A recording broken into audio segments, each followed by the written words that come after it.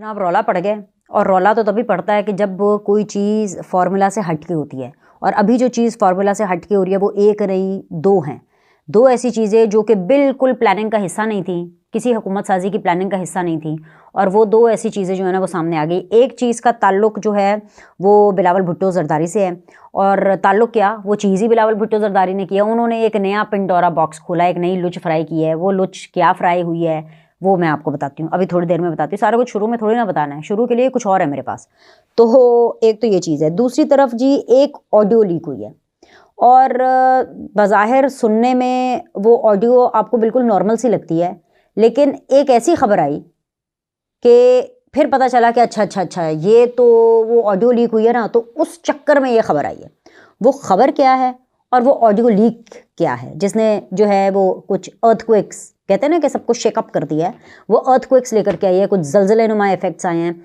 और वो क्या है उसकी भी तफसीलात मैं आपको बताऊंगी। लेकिन सबसे पहले आज, क्योंकि आपको पंजाब की 16 रुकनी इब्तदाई काबीना मिल जाएगी, बड़ा सवाल अभी के लिए ये है कि ये जो 16 रुकनी काबीना है जो मरीम नवाज़ की पहली एक तरह से आप कह लें कि अपॉइंटमेंट्स होंगी जो उन्होंने की हैं लोगों की, वो मेरिट पर हैं या फिर वो ज़ाती पसंद नापसंद पर हैं, ये देखना बाकी है।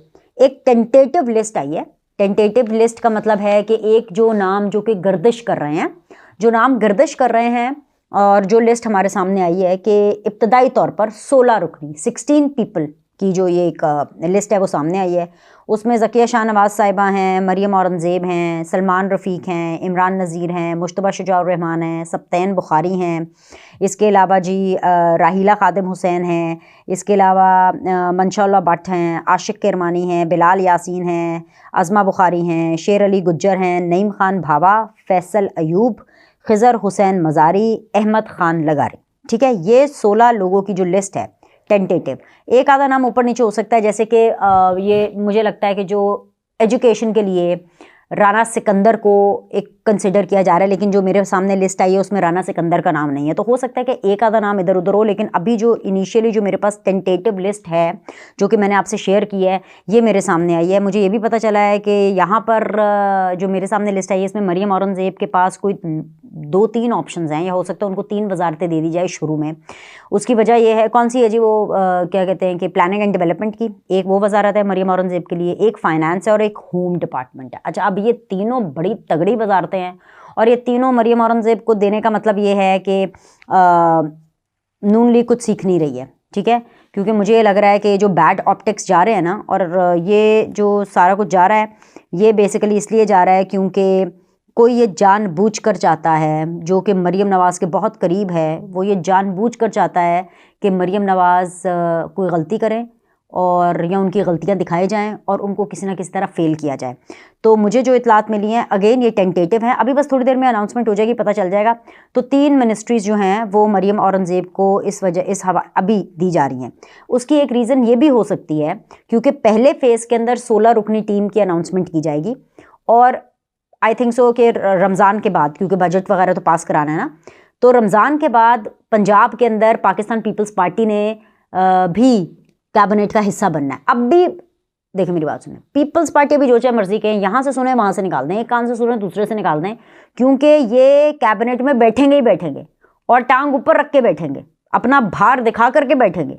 ठीक है, और नून लीग की आपको पता स्ट्रैटेजी ऐसी है कि वो इनका भार लेंगे भी। ठीक है, सो पीपल्स पार्टी के 10 इलेक्टेड प्लस 3 इनकी रिजर्व्स हैं, तो टोटल इनकी पंजाब में 13 सीट्स हैं। उन 13 सीट्स में से मैं आपको पहले ही बता रही हूँ, ये चाहे आपको कोई अनाउंसमेंट करे या ना करे, चाहे नून लीग माने या चाहे पीपल्स पार्टी माने ना माने, लेकिन ये मैं आपको खबर दे रही हूँ, आपने लिख लेनी है। 13 जो है ना इनके लोग हैं पीपल्स पार्टी के, और अगले मरहले के अंदर कैबिनेट के अंदर पंजाब में पीपल्स पार्टी बैठेगी, विफाक में भी बैठेगी, लेकिन विफाक की हम सेपरेटली बात करते हैं। तो पंजाब के अंदर ये इन 13 लोगों में से 3 से 4 मिनिस्ट्रीज और 2 से 3 जो है वो एडवाइजर्स, यानी 13 लोगों में से ऑलमोस्ट आधे लोगों को पीपल्स पार्टी के, नून लीग को अगले मरहले में एडजस्ट करना पड़ेगा। नॉट टू फॉरगेट काफ लीग को भी 2 से 3 वजारतें देनी हैं। तो हो सकता है कि अगर अभी किसी को 2 या 3 वजारतें मिल जाएं, जैसे कि मुझे जो अभी इनिशियल इतलात मिली कि मरियम औरंगजेब को 3 वजारतें मिल रही हैं, जो मैंने आपको बताया, इनमें से हो सकता है कि 2 वापस ले ली जाएं मरियम से और वो आगे या पीपल्स पार्टी को दे दी जाएं या वो काफ लीग को दे दी जाए। ठीक है। दूसरी चीज़ ये कि सलमान रफ़ीक साहब और इमरान नज़ीर साहब ये दोनों जो है ये हेल्थ को देखेंगे, क्योंकि एक प्राइमरी हेल्थ है और एक सेकेंडरी हेल्थ है।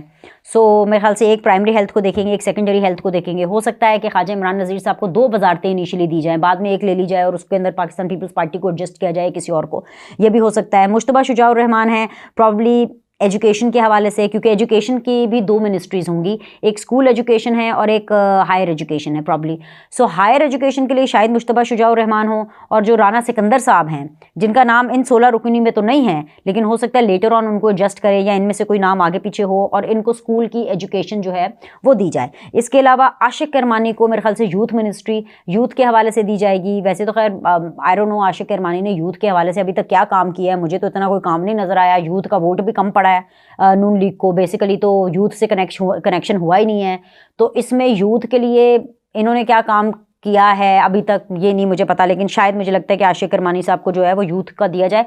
वो इसलिए मैं कह रही हूँ क्योंकि इनको ना यूथ कोऑर्डिनेटर भी मुकर्रर किया गया था। Youth coordinator I think so focal person थे बिफोर द इलेक्शंस के, जी इसकी पूरी तैयारी करनी है। तो आशिक करमानी का ये होगा। सिप्तैन, इसके अलावा सिप्तैन बुखारी हैं, मंशा भट्ट हैं, राहिला खादिम हुसैन को probably women ministry, women related कोई इसमें से मिनिस्ट्री मिल जाए।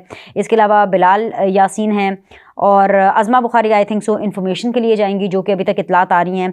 और शेर अली गुज्जर साहब हैं, नईम खान बाबा साहब हैं। मैं वैसे अज़मा के बारे में ना मैं ये समझती हूँ कि अज़मा को लॉ मिनिस्ट्री में एडजस्ट करना चाहिए। अज़मा की अगर आप मीडिया के हवाले से बात करें तो वो वाहिद एक ऐसी शख्सियत है जो कि मीडिया पर मरीम नवाज़ से ज़्यादा भी आई हैं। मतलब बहुत से ऐसे टाइम थे कि मरीम नवाज़ भी चुप हो गई थी बयानिए की वजह से, ऑन ऑफ, लेकिन अज़मा बुखारी तब भी टेलीविज़न पर आकर डिफेंड करती रही थी। लेकिन मैं ये समझती हूँ कि अज़मा बुखारी को लॉ मिनिस्ट्री के लिए कंसिडर करना चाहिए। ठीक है, नॉट दैट, देखिए ये हमारा काम तो है नहीं, ना हमारे से कोई राय लेता है, ना कोई हमारे मशवरे जो है वो माने जाते हैं, लेकिन फिर भी हमारा काम है, हम अपने व्लॉग्स के अंदर बिल्कुल आपको बताएंगे, क्योंकि मैं समझती हूँ कि अज़मा के पास एक लॉ एक्सपर्टी भी है और उनको लॉ के लिए बिल्कुल कंसिडर किया जाना चाहिए। और इन्फॉर्मेशन मिनिस्ट्री जो है वो इस दफ़ा किसी बंदे को दे दें, किसी बंदे को ट्राई करें। लेट्स सी कि हो सकता है कि कोई डिफरेंस और चेंज आए, क्योंकि मैं ये समझती हूँ कि अज़मा बुखारी बहुत ही सीरियस, हालांकि इन्फॉर्मेशन मिनिस्ट्री कोई छोटी मिनिस्ट्री नहीं है, बट अज़मा बुखारी मीडिया के साथ हमेशा इंगेज रहती हैं, चाहे उनके पास मिनिस्ट्री हो चाहे उनके पास मिनिस्ट्री ना हो। तो मैं ये समझती हूँ कि अज़मा डिज़र्व करती हैं कि उनको एक लॉ मिनिस्ट्री के हवाले से इस तरह की एक चीज़ देनी चाहिए। ये मेरी ज़ाती राय है, बाकी तो जाहिर बात है ये तो मरीम नवाज़ के काम है और ये नून लीग के काम है, वो डिसाइड करेंगे किसको कौन सी मिनिस्ट्री मिलनी है। इसके अलावा जी जो नईम खान बाबा साहब हैं, फैसल अयूब हैं, खिज़र हुसैन मज़ारी साहब हैं, अहमद खान लगारी साहब हैं, अब ये सारे वो लोग हैं।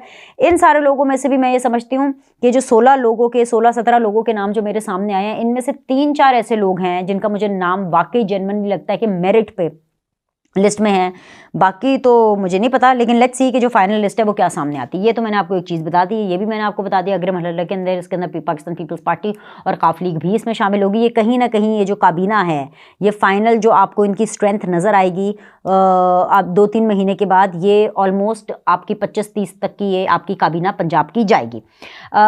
दूसरी चीज़ जो बड़ी इंपॉर्टेंट है वो मरीम नवाज़, अगेन मेरे अल्फाज पे ज़रा फोकस कीजिएगा, वो मरीम नवाज़ जिनको मैं जानती हूँ, जिनसे मैं इतने सालों में उनकी एग्रेसिव सियासत के दौरान इंटरैक्ट करती रही हूँ और जिनको मैं जानती हूँ, वो फॉलोअप्स बहुत ज़्यादा लेती हैं, वो काम को सर पे सवार करती हैं और वो फिर उसके पीछे लग जाती हैं। मतलब कि मरीम नवाज़ एक गो गेटर हैं। सो अगर मरीम नवाज़ अभी भी वही मरीम नवाज़ है जिनको मैं जानती हूँ, तो ये मैं आपको बता रही हूँ, ये 16-17 लोगों के नाम आए हैं ना, ये सब चेंज हो जाएंगे फिर, क्योंकि इनमें से जिसने परफॉर्म नहीं किया ना, मरियम औरंगजेब को निकाल दें, क्योंकि वो एक ख़ास जादुई कैफियत है मरीम नवाज़ और मरीम औरंगजेब की। वो मुझे उसका वो सिस्टम समझ में नहीं आता। मुझे नहीं समझ आ रही कि मरीम नवाज़ को ये क्यों नहीं समझ में आ रहा कि जिनको विफाक में रखना भी गवारा नहीं किया, जिनकी परफॉर्मेंस इतनी ख़राब थी कि पूरा मीडिया तिलमिला उठा, 2 दफ़ा उनको ये मौका दिया गया। पार्टी के अंदर अभी भी वजारत जो चाहे मर्जी मरीम औरंगजेब को मिल जाए, पार्टी के अंदर अभी भी वो इन्फॉर्मेशन को देख रही हैं और उसी को मैनेज कर रही होती है, और मरीम की सारी चीज़ें वो मैनेज कर रही होती हैं, एक एक चीज़ वो मैनेज कर रही हैं।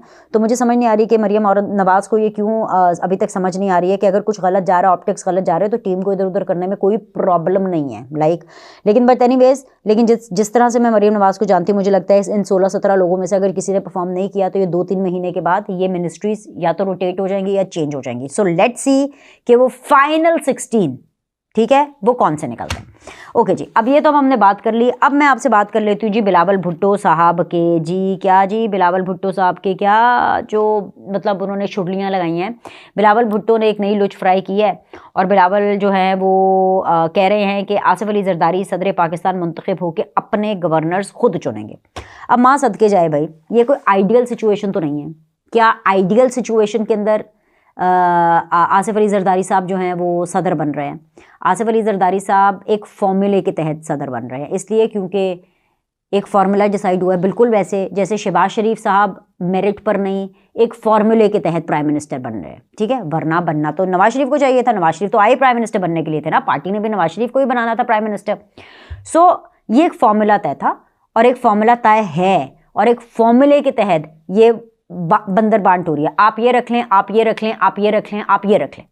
तो जब एक फॉर्मूला तय होता है तो उसमें ये नहीं होता कि जी आसिफ अली जरदारी साहब सदर बन के गवर्नर्स का एक फॉर्मूला तय हुआ है भाई, एक फॉर्मूला है।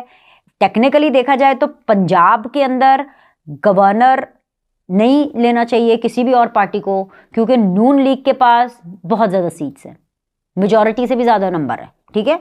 तो गवर्नर भी नून लीग का होना चाहिए, लेकिन क्योंकि ये पूरी की पूरी सेटअप, ये पूरी की पूरी हुकूमतें विफाक में भी एंड फेडरल में भी सूबे में भी ये एक फार्मूले के तहत बन रही है, एक एडजस्टमेंट के तहत बन रही है। सो लिहाजा अगर यहाँ पे पंजाब में गवर्नर पीपल्स पार्टी ले रही है और अगर फॉर दैट मैटर सिंध के अंदर जो गवर्नर है वो नून लीग ले रही है, तो यही एक फॉर्मूला तय हुआ है। खैबर पख्तूनख्वा के अंदर अगर governor for example Peoples Party ले रही है और बलूचिस्तान के अंदर अगर गवर्नर जो है वो नून लीग ले रही है, तो इसका ये मतलब नहीं है कि आसिफ अली जरदारी साहब सदर पाकिस्तान मुंतखब होकर अपने गवर्नर चुनेंगे। ये ज़रूर कह सकते थे बिलावल कि आसिफ अली जरदारी साहब अंडरस्टैंडिंग के साथ या मुशावरत के साथ अपने इत्तेहादियों से वो अपने गवर्नर्स चुनेंगे, तो ये शायद इतना बुरा साउंड ना करता। अब जो बिलावल ने बोला, आई कंप्लीटली अंडरस्टैंड, बिकॉज देखिए बिलावल ने अपनी पूरी कैंपेन जो है वो एंटी नवाज की, इस चक्कर में कि जी एंटी नवाज वोट मिलेगा और भर भर वोट मिलेगा। वो भर भर वोट नहीं मिला और जाहिर सी बात है नहीं मिला। वो नून लीग को भी भर भर वोट नहीं मिला, वो पीपल्स पार्टी को भी भर भर वोट नहीं मिला। इन दोनों के मुकाबले में वो 9 मई वालों को, पीटीआई वालों को ज़्यादा वोट मिला, ठीक है। तो लिहाजा वो नंबर 1 पे है। अब ऐसे में बिलावल की भी एक फ्रस्ट्रेशन है जो निकलती है, क्योंकि उन्होंने इतनी मेहनत की अपने बयानिए के ऊपर, अपने कैंपेनिंग के ऊपर। अब इतनी मेहनत करने के बाद बिलावल के हाथ तो कुछ नहीं आया ना, सदर तो उनके वालिद साहब बन रहे हैं, बिलावल को तो अपना वो अलग बात है कि बिलावल जो है वो शेयर कर सकते हैं ईवान सदर, बिल्कुल जा सकते हैं वहाँ जाकर अपने जो वालिद साहब है उनको कह भी सकते हैं कि देखिए जी शहबाज शरीफ साहब ने ये नहीं किया या प्राइम मिनिस्टर ने ये नहीं किया, वो सब होगा। बट टेक्निकली उनको तो उस तरह से कुछ नहीं मिला ना। ऊपर से मरीम नवाज को पंजाब के अंदर जो है वो चीफ मिनिस्ट्री मिल गई है, आप समझ रहे हैं। तो मतलब आई कंप्लीटली अंडरस्टैंड। तो हो सकता है जोश खिताबत के अंदर ये बात कह दी हो, लेकिन जितना मैं बिलावल को जानती हूँ वो जोश में ये बात नहीं कर सकते हैं, उनका वाकई ये मतलब होगा। तो लिहाजा मैं उनको ये मतलब समझाना चाहती हूँ, फिर भी मैं उनको एक बेनिफिट ऑफ डाउट दे देती हूँ कि ये जो उन्होंने बात की है इससे एक नया पिंडोरा बॉक्स खुला है, लेकिन ये पिंडोरा बॉक्स जो है इसका ये मतलब है कि शहबाज शरीफ साहब की तो बस आनियाँ जानियाँ ही रहेंगी कि नहीं नहीं सदर साहब ऐसे, नहीं नहीं सदर साहब ऐसे, नहीं नहीं सदर साहब ऐसे गवर्नर ना बनाए। दूसरी चीज़ ये कि अगर बिलावल एक नया पिंडोरा बॉक्स खोल रहे हैं तो एक ऑडियो लीक्स ने जो पाकिस्तान पीपल्स पार्टी है उसको भी स्ट्रेस में कर दिया थोड़ी देर के लिए। ऑडियो लीक्स किसी और की नहीं बल्कि मुस्तफ़ा कमाल साहब की है, और मुस्तफ़ा कमाल का ताल्लुक MKM पाकिस्तान से है। और वो एक ऑडियो लीक जो है तो वो चंद सेकंड की, लेकिन उस ऑडियो लीक के अंदर जो हुई है उसके अंदर मुस्तफ़ा कमाल साहब अपनी राबिता कमेटी को ये बता रहे हैं कि भाई ये जो पाकिस्तान पीपल्स पार्टी के साथ मेरी मीटिंग हुई है ना हमारी, ये बड़ी बेदिली से पाकिस्तान पीपल्स पार्टी वाले मिले हैं, और पीपल्स पार्टी वालों ने कहा है कि भाई आपका तो 100% मैंडेट झूठा है, आपका 100% मैंडेट जाली है, जाली मैंडेट है। तो हमने कहा कि हैं हमारा जाली है तो बाकियों का नहीं है। तो पीपल्स पार्टी ने कहा कि जी बाकियों का 50-60% जाली होगा ना, आपका तो पूरा का 100 के 100% जाली है। अब मुझे बस इतनी सी बस ऑडियो लिखते, मुझे नहीं पता कि उन्होंने उसके अंदर क्या कहा, कि उठ करके उन्होंने वहाँ पे अपना प्रोटेस्ट किया या ये कहा कि नहीं है। आई डोंट नो कि what was the entire conversation. ये कितनी सी लीक आई और इस लीक से ये बात पता चल रही कि जो MQM पाकिस्तान है उन्होंने ये फैसला किया है, अभी जब तक ये मैं वीडियो बना रही हूँ, आपको भी पता है ना, MQM पल में तोला पल में माशा, हो सकता है अगले घंटे उनका फैसला कुछ और हो जाए, हो सकता है अगले घंटे वो मान जाए। जरदारी साहब को तो मनाना भी बहुत अच्छा आता है और शहबाज शरीफ साहब को भी बहुत अच्छा मनाना आता है, और जरदारी साहब बड़ा ख्याल रखते हैं MQM पाकिस्तान का, माजी में रखते रहे हैं ऑफकोर्स, लेकिन अभी उनका आपस में 36 का आंकड़ा चल रहा है। तो प्रॉब्लम है MQM पाकिस्तान और पीपल्स पार्टी की, इस बीच में रगड़ा लगेगा शहबाज शरीफ साहब को, क्योंकि MQM पाकिस्तान इलेक्शन से पहले ही अपनी सपोर्ट नून लीग को दे चुकी है। उन्होंने अनाउंस करके कि जी we are going to sit in the government with Noon League, ये MQM की क्लियर अंडरस्टैंडिंग थी। अब जाहिर सी बात है उसके बाद अब इनको जब ज़्यादा सीटें मिल गई, इनकी तवक्को से भी ज़्यादा MQM को मिल गई, तो अब इनका भी बातचीत करने का ढंग इसलिए बदल गया क्योंकि MQM को ये लगने लगा कि जो पाकिस्तान पीपल्स पार्टी है उसको ज़्यादा शेयर मिल रहा है और वो तो सब कुछ ले रही है, और नून लीग उनको दे भी रही है, क्योंकि नून लीग ज़्यादा इंपॉर्टेंस MQM से ज़्यादा पाकिस्तान पीपल्स पार्टी को दे रही है, राइट। अब ऐसे में MQM पाकिस्तान ने डिसाइड किया कि भाई हमने सदर का वोट जो है वो आसिफ अली जरदारी को नहीं देना। बस ये खबर आनी थी तो तब से हलचल मची हुई। और ये खबर क्यों आई है, क्योंकि ये जो ऑडियो लीक हुई ना मुस्तफ़ा कमाल साहब की, जिसमें बेसिकली मुस्तफ़ा कमाल साहब ने बताया कि what Peoples Party is thinking about MQM Pakistan and their vote bank, उसने फेडरल के अंदर जो अभी इत्तेहाद है, जो कि अभी बाकायदा तौर पर हुकूमत साजी में नहीं तब्दील हुआ, अभी तो होना है ना, 29 के बाद ही होना है, 3 तारीख को इंशाल्लाह ताला ओथ वोथ हो जाएगा, सारा कुछ हो जाएगा, तो वो उसने कहीं ना कहीं इसको हिलाया ज़रूर है। तो मैंने कहा कि भाई ये जो हिलती हुई एक हुकूमत बनने जा रही है उसकी हम आपको एक थोड़ी सी ज़रा खबर दे दें कि क्या हुआ है, कैसे हुआ है। लेकिन वो क्या कहते हैं ना कि एंड पे सब ठीक हो जाता है, सब ने पुरानी तनख्वाहों पे काम करना है। शहबाज शरीफ साहब वज़ीर आज़म भी बनेंगे, आसिफ अली ज़रदारी साहब सदर भी बनेंगे, MQM जो है वो सपोर्ट भी करेगी, शहबाज शरीफ साहब की सबकी दौड़े लगेंगे, इधर भी मनाने जा रहे हैं उधर भी मनाने जा रहे हैं, ये सब ऐसे होगा। पीपल्स पार्टी को भी मना रहे हैं, MQM को भी मना रहे हैं, बीच में काफ लीग को भी मना रहे हैं, फिर इधर भाईजान के पास भी आ रहे हैं जाती उमरा में, और फिर मरियम से भी बातें होंगी, और ये सारा कुछ होगा। सो बस ऐसे ही चलेगा संसार। अभी के लिए इतना ही, लाइक करें, सब्सक्राइब करें, आपसे अगली वीडियो में मिलते हैं।